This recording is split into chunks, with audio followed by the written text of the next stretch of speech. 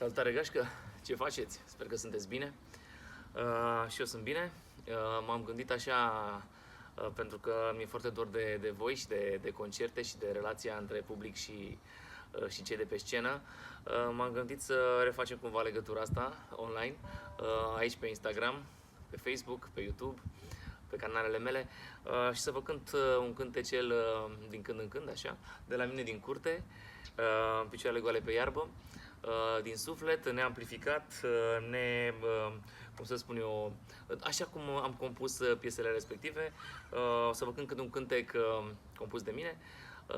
Voi începe cu o piesă foarte dragă pe care o găsiți și pe YouTube, pe canalul meu de YouTube Tavi Clonda, în varianta de studio și în varianta de Tavi Clonda Band. Dar astăzi vă cânt acustic, așa cum de altfel am și scris-o. Ascultați versurile și sper să vă placă. Pentru cei care nu o știți, strigă. Doar un cântec să-ți mai spun.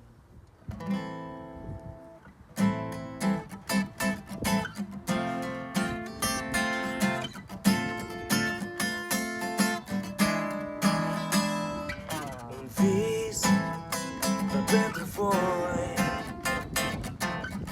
ce mult ai vrea acum să dai timpul înapoi. Un drum nesfârșit, ce nu știai era că drumul e greșit.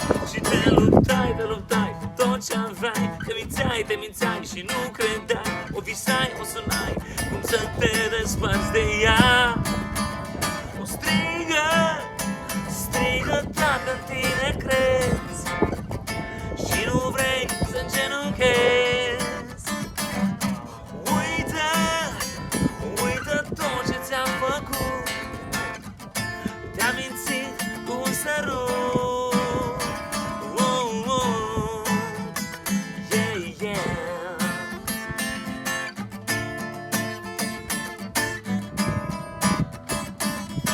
Simt, ești doar un fost. A venit momentul să nu te mai ia de prost. Da, e viața ta. Nu lăsa pe nimeni să-și bată joc de ea. Te luptai cu tot ce aveai, te mințeai și nu credeai. O visai, o sunai, ea în pat cu altcineva. Te luptai cu tot ce aveai, te mințeai și nu credeai. O visai, o sunai, cum să te desparți de ea. O strigă dacă în tine crezi și nu vrei să îngenunchezi. Uită tot ce ți-am făcut, te-am mințit cu un sărut.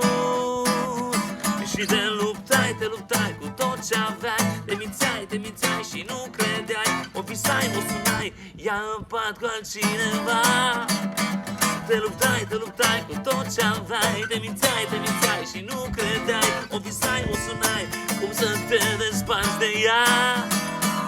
O strigă dacă în tine crezi și nu vrei să îngenunchezi. Uită tot ce ți-am făcut, te-am mințit cu un sărut. Un sărut.